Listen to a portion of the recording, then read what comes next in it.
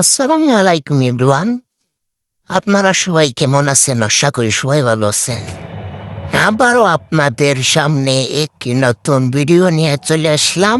আশা করি ভিডিওটা আপনাদের পছন্দ হবে। তো চলুন ভিডিওটা শুরু করা যাক। এই ঘরটি বানিয়েছি আমি নিজেই মিস্ত্রি, আমার নিজেরই ঘর। তাই এই ঘরটির লম্বা হয়েছে 36 ফুট আর দৈর্ঘ্য হয়েছে 30 ফুট। ঘরটিতে 6টি রুম আছে, 5টি রুম মানুষের থাকার জন্য আর একটি হয়েছে বারান্দা। আপনাদের ভিতরে নিয়ে যাচ্ছি, এখন ভিতরে দেখাবো, ভিডিওটি দেখতে থাকেন। এই ঘরটি বানিয়ে আমার পকেট শূন্য হয়ে গিয়েছে।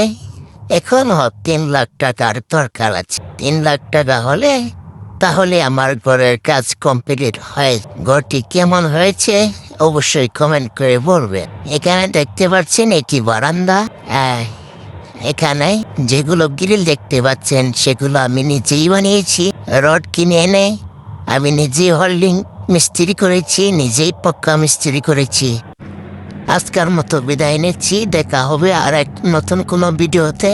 সবাই ভালো থাকবেন, বাই বাই।